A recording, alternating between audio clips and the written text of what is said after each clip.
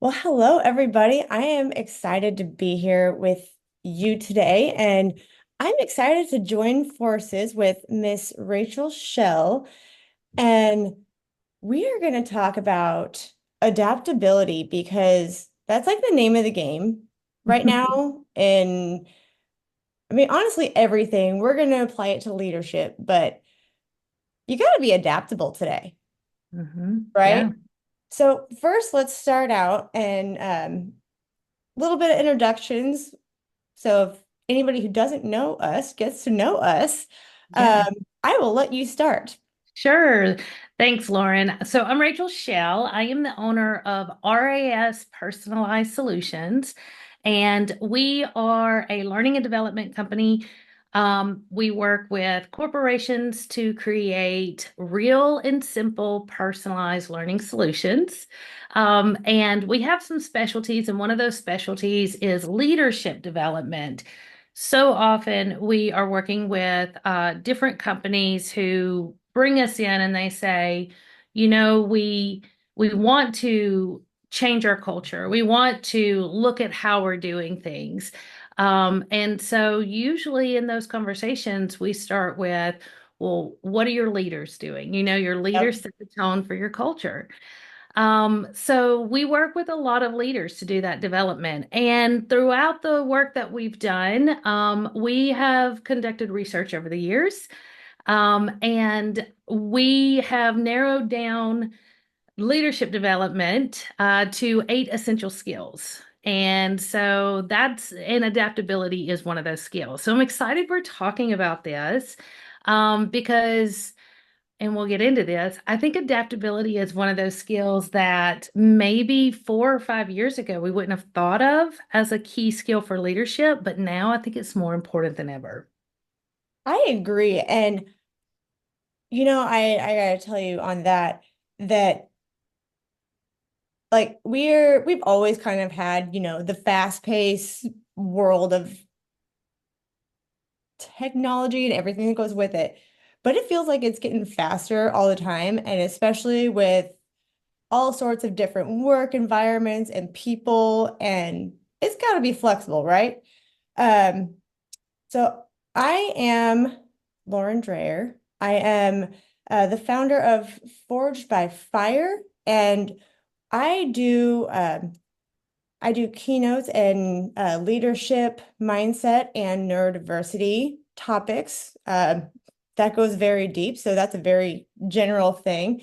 But I also do workshops and I do a lot of conferences as well as one-on-one and group training. So that is us. And we'll recap a little bit with all that and how you can get a hold of us if you would like to look more into that for sure. But let's jump right in and we're going to start with embracing flexibility because adaptability, flexibility, that's kind of, at the core. And we're going to start with hybrid Mhm. because it's almost hard unless you're in like a specific industry to not find somewhere who is at least kind of hybrid, if not really all the way. Right. So you're right. I know that there are some companies out there who are still doing all in person with their typical day to day, Right. but for the most part, in my experience, most companies have moved part or all of their work staff to hybrid. And sometimes, that's hybrid as in we're coming into office three Yeah. days a week and 2 days from wherever. But it also, some of the companies that I work with kind of shift it up and say we're going to do summers work from wherever and, Yeah. first quarter, second quarter, we're in the office. So, um, and if you are in a company that is all in person, I guarantee that you have somebody who has a situation that on your team or on a team you know of who probably is working hybrid sometimes because life happens. Life And we are happens. so fortunate to live in a time where we do have the opportunity to work from anywhere. We are truly a global workforce now, you know? Yeah, 100%. And so looking at this from a leadership standpoint, um, I've I've talked to a lot of people about there is, I will say, pros and cons to a hybrid workforce, and there are people who would rather be totally remote or totally in person. Th there is, I think, there is something to the camaraderie of being in the office and just having that personal in-person time with your team. Because when you're remote, like you can do this and you can be like face to face, you can see reactions, but you're done with the conversation or you have whatever meeting you're done, and it's like, okay, bye, click. Mm-hmm. Yeah. So I think that it's hard for leaders to Yeah. pinpoint you know, that balance for your team. I Yeah. think when we first start talking about flexibility and adaptability, we have to take that very important first step as a leader and we have to hold that mirror up to ourselves, right? Uh-huh. And so I think that you have to look at your own life and your own situation and even though you might love being more in person, maybe you're very social and you love that, or you feel like you're so much more productive in office, I guarantee there are times in your life where you need the flexibility to be able to work from another location. Yeah. And so by holding that mirror up and realizing that those are the things that you as a leader are dealing with, you have to, empathize that your team is also going through that. Yeah. So, one of the first things that we work with leaders on when we're looking at their hybrid policy is does it have to be so black and white? Does it have to be you have to be in the office Tuesday, Wednesday, Thursday? Or is there a way that you can allow your team to kind of make that determination with your guidance, of course? But, when you're, so I do a lot of project management. When we're in that agile sprint, right? Yep. Maybe that is a time where you may want to ask the team, hey, let's consider being in the office more while we get through this sprint, which only is going to last 8 weeks. And then after that, let's go and be remote for 8 weeks. So it's really more about not putting something in place because you think that that's the best solution, but working with your team. And ultimately, what that's going to do is that is going to get buy-in from your team, which is going to really cut back on that frustration and resentment that can come up, from team members who, oh gosh, I hate when I hear, people say like, oh, I have to go into the office. And yeah, there's days where we definitely don't want to do that. Sure. But I think you see less of that when you work with your team around let's find something that works for us Yeah. individually and as a team. Well, and I think that's so important because one thing I know that I've seen is I've seen companies do give the autonomy to different departments and let them kind of figure that out. And then as a company, they say, okay, to get the in-person camaraderie feeling and I don't know, to get everybody to where it's again that just in-person feeling. It's okay, one day a week, let's all be in.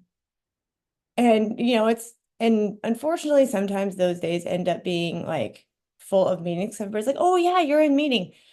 But I I think it's super important to have that autonomy as different teams too, because like you said, there are so many times where people have life going on, kids get sick. Um, they want to, maybe they want to go be with a family member or something, or they want to go travel and it's, let me go work from here for a little while.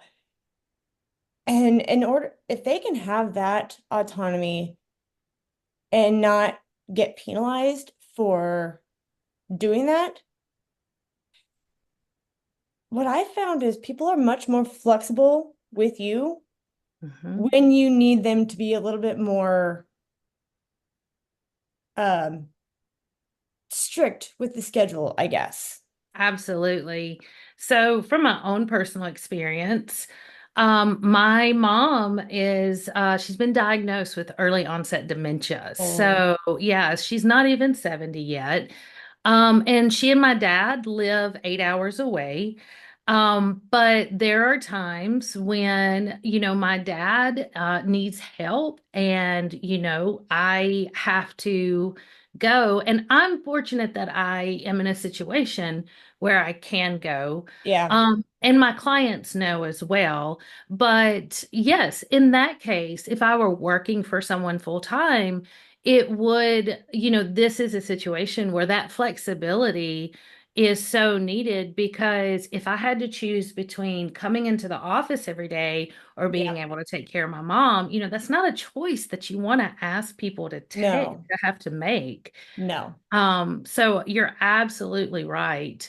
That, we have to humanize our work. We have to allow our people the flexibility and the adaptability they need to get their work done. yes, 100%. And I mean, I'm guessing it seems like people get so like black and white with what hybrid means, and they don't consider the fact that it can be sort of a fluid definition of like it could be multiple days a week with some at home, or it could be larger chunks of time here and there because how nice would it be to have like one chunk of the year when you're in office more and then Mhm. say, you know what? It's flu season. Right. It's I'm in Kansas, so it's winter and there's 5 inches of snow on the ground and it's give or take, and we don't want to have to deal with not being having you guys safe coming in. Kids are getting called off school, all of those things. Right. Right. And let's be flexible and just say, you know what? It is what it is right now. And I feel like the amount of productivity then goes up because there's not so much other scrambling. Exactly. Exactly. So you hit on a really good point, and I will tell you when I have these conversations, and with leadership at Yeah, different companies, when we start diving into online versus yeah, remote, hybrid, how do we do this? What's our policy look like? Because we support HR and yeah. talent development quite a bit. So when we're looking at doing like a big training and leadership, we always end up having to go back and say, what does the policy look like? When we dive into that and we're looking at policies, I will usually ask the question, well, why? Why did you Mhm. decide? I keep going back to the 3 days in office, 2 days out. That Yeah, yeah, yeah. seems to be kind of the norm right now. And I'll ask like, why? Why did you choose that? Why hybrid? Why that? And so it's interesting because what most leaders will end up telling me is, well, we knew that we would lose some key members of our workforce if Yeah. we made everybody come back into the office. Yep. So we decided to offer hybrid. But ultimately, why the schedule is because frontline managers, frontline leaders, they aren't quite sure how to balance and how to work with a remote team because they have the experience working in person. And I always Yeah. think that's very interesting that that becomes the driving force for the schedule that they set. Uh-huh. Well, I I haven't actually worked with any HR yet. And I'm sure this has to be in policy somewhere, but I'm not sure how fluid it could be because wouldn't it make more sense then to say, we're going to start with this and we're going to see how it goes. And especially for leaders, like that's one thing I've found about especially being in leadership is, some things are going to be trial and error. Let's see how it works. And if it doesn't work, change it. Because, I mean, especially if you're newer in leadership, you're going to have to test it out a little bit. And especially as maybe companies shift, teams shift, structures may shift, it can look different. Absolutely. And I love that mindset because that is one of the first steps that a new leader or any leader should take in setting that culture. So we have our company culture. Yeah. But then if you are leading a team, you are also responsible for setting the culture of that team or that Yes. culture of your department. And that is the culture at my company. But it really is that, it sounds cliche, but like we really believe there's no mistake. Everything is a learning opportunity. Yeah. Some learning opportunities are a little bit more painful than the others. But we're never going to be perfect, Yeah. and so why even set that standard or have that part of the culture. So I Yeah. love that. Having anything new, like, hey, we're a new hybrid team, we're going to try this and then we're going to come back. I mean, that goes back to another one of those key skills that we've researched, and that is decision making and data driven decision making. Yes. Your people are going to buy in, and from the people that follow you all the way up to the senior leadership, they're going to buy in more if you present, we changed this or we're doing this way Yep. because we collected this data and it shows this. So if you go to your leader, to your Yeah. manager, and you say, my team and I have decided that we're going to come in the office on Monday and Tuesday and work remote the rest of the week. But here's why we found that we were able to do this on Monday and Tuesday, and this on Wednesday, Thursday, Friday. That's going to give you a leg to stand on. That's really all leaders want, is like, make decisions and then tell me why you made the decision you did. Yeah. Give me the information to show me how this is going to better the situation for everyone. Yeah. And thinking about like hybrid as well as remote, like it seems like when you're doing those kinds of things and kind of switching how you are, being flexible and embracing that, right? Um, Most of the time, if you can say, here's what we want to do, here's why, here are the numbers and the information as to why we want to do this, why it makes sense, that's all you need. Mm-hmm. And of Yep. course, then there's room for discussion. But let's talk about going fully remote because for me, that is hard. It is hard. And so, like I said, it is what we find again and again why most corporations Yeah. go hybrid, Yeah. um, because remote is difficult. Mhm. And it's difficult for the people who are, your workforce. It's Sure. difficult for them in some ways, and in some ways it's not. We'll break down why. Yeah. But really, it's the leadership Yeah. that we tend to see that is not sure what to do. And the reason being that your role changes, Mm-hmm. how you support changes, the structure of your day changes when Yeah. you move to remote. There's a lot of it really is the leadership that has to do the most changing when you go completely remote. And so that's why we see more hybrid. Um, but if you find yourself in a remote position, there are some steps you can take. So we'll talk about that here in a minute, Okay. Sounds like some good. of those first steps. Yeah. Well, and one of the things I would say that I really noticed, because I have done both roles. I've been hybrid and I've been completely remote.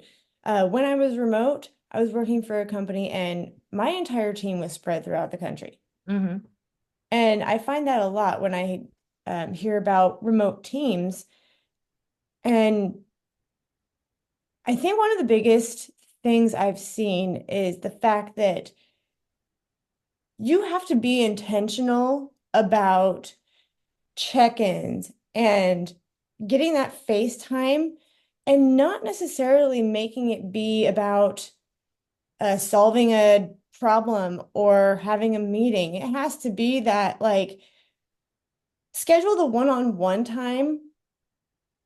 And I hear such mixed reviews about we have too much one-on-one time, Hmm. but that's where you really get to know your employees Yes. and have that camaraderie. You have to like literally schedule the camaraderie and schedule some more meetings. Hmm. Don't schedule more So, meetings, longer meetings with time for just casual conversation. yeah, I was going to say leading a remote team means that you as a leader have to be more structured. Yes. And so if you are not a project manager Mm-hmm. by design, I would say the first thing that I always do with new leaders who are managing hybrid and remote teams is we put them through a simple project management uh, kind of training. Even though you have dedicated project managers, it's still the manager, the leader of that Yeah. team who is responsible for knowing what tasks are being done, when they need to be done, being able to speak the same language as your project manager. I know when I work with my project managers, they usually come to me and go, okay, I've got the start date and the end date, but you have to fill in like what are all the things we have to do in between and how long does Yeah. that take? So, it behooves us as the leaders to have that project management side ready. And so that's step one. Learn to be a project manager, Yep. because it's only going to help you with Yep. your remote team.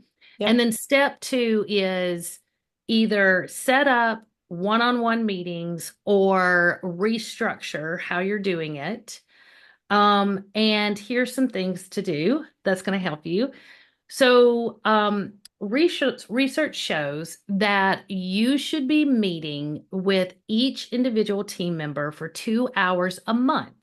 Okay. Now, the nice thing is going back to where we started, the adaptability. You can work with your different team members to find out how is that 2 hours laid out. Yeah. I find my new team members, I need to connect with them after onboarding. Yep. Onboarding's different. Like you got to Yep. be with them every day of Yep. onboarding. But once they get into their role, I meet with them 30 minutes once a week, um with the flexibility for them and me, with the knowledge that we can come back together at any time if they get stuck.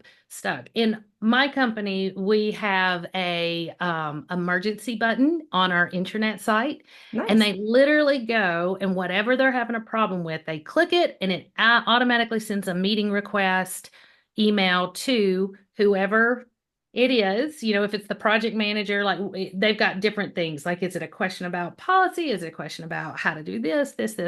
So they click the emergency button, and somebody's going to meet with them, that day or first thing the next morning. So that's what we do for Hmm. new team members. And so 30 minutes once a week at the end of the month, that's 2 hours, right? Some of my seasoned leaders, my leads, my project managers who are just going, they got this. I'll meet with them 1 hour every other week, um, if that's even needed. Yep. And then in some of the company I'm working with where you have like more of that executive high leader, like if you're Yeah. a leader of leaders, Yeah. you may find that you only want to meet with them for 2 hours once a month, but it's kind of you as the leader knowing what they need, but also giving them the flexibility. Because sometimes you may go in and say, because I do this with my leads, I will Yeah. say, if you want to meet more often, we can, but once every other week is also totally fine with me.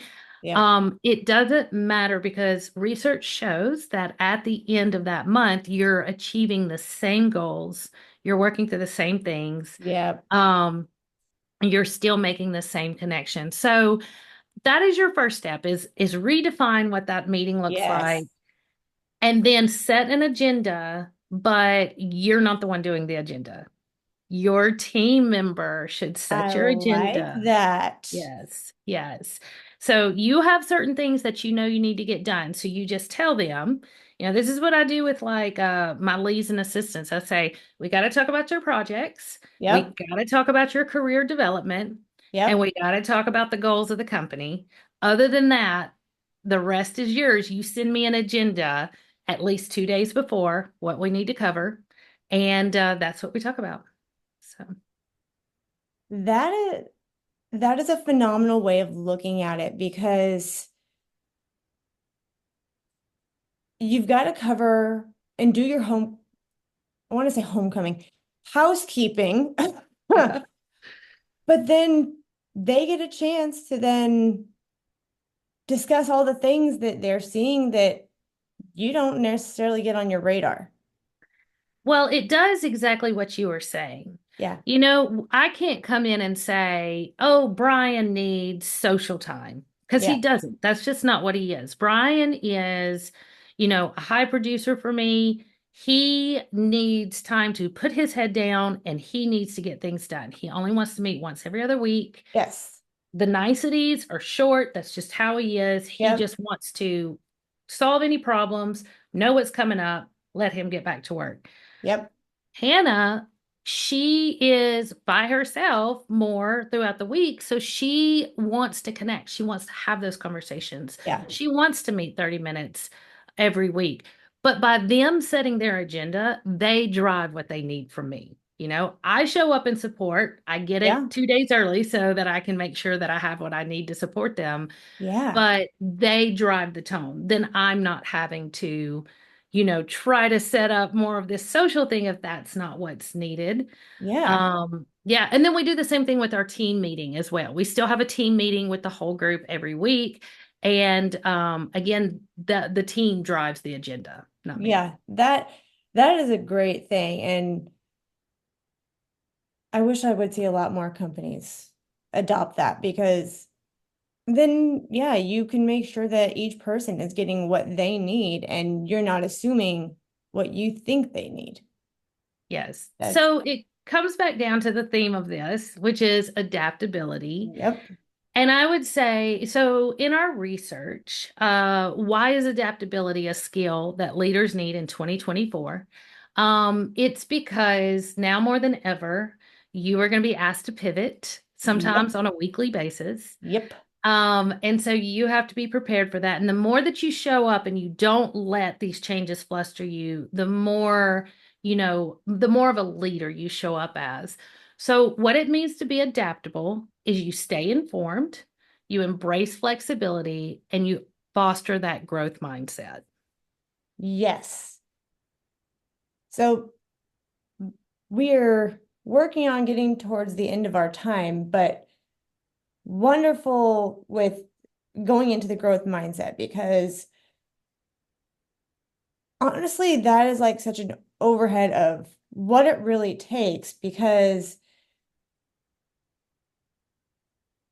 that I feel like flexibility and adaptability are little cornerstones of growth mindset. Absolutely. Absolutely. And I know a lot of the um, you talk a lot about shifting teams and company structure, or that was in my notes anyway. But Mhm. um,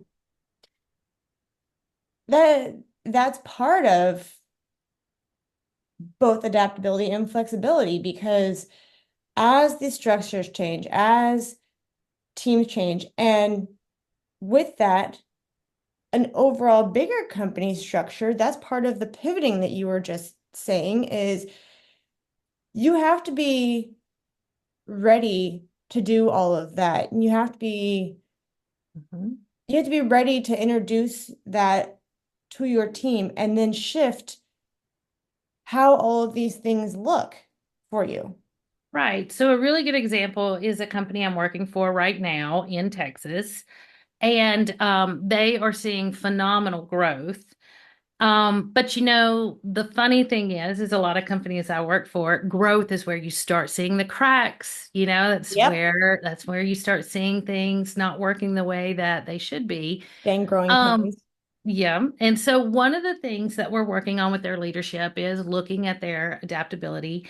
And we just had a conversation last week about sales being under operations. And we were like, based on what you need from your sales team, is that the best place for them? And they said, well, every other company like us has their sales team under operations.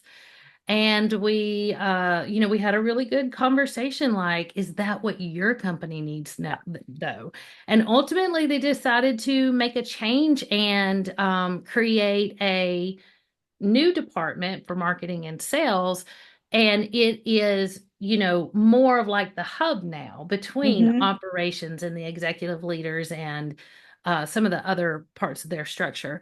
But that right there, that was such a great exercise in adaptability is like, yes, we know other companies do it this way, but this is not working for your company. Yeah. And so kudos to that leadership team for being able to be adaptive, embrace that growth mindset, Yes. and use the information, the data that we collected to make a huge shift like that. Absolutely. And one thing that sparks for me, because I've seen it so much, is that when those growing pains happen and you start expanding, and it makes me cringe so much when they're like, well, like you said, all of the other companies like us do this, or this is how we've always done it, and it's worked great. And, my sarcasm wants to come out and be like, how's it going for you now? Obviously, I don't do that, but it it has to be I've done a talk on leading your way, but it would go the same for companies. It's like, well, you can take bits and pieces from how each company does it, but then how do all those fit into what you need? That's right. Because you're not trying to make all those other companies work, Right. right? Right. Right. Because remember, at the end of the day, it's you, a person, leading a team of people. Yeah. And your company is just a group of people. And so again, everything I go back to is just bringing that human element back Yes. into our role as a leader. And, adaptability is part of that. We have to be adaptable in our life. So, of Yep. course, we'd have to be adaptable in the company as well.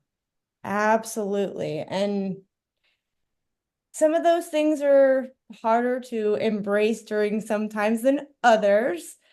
But, you know, at the end of the day, as you said, we're human. It's a group of people, and that's what it takes sometimes to make a group of people cohesive is being flexible, being adaptive, and willing to say, we're going to try this and it may not work. That's right.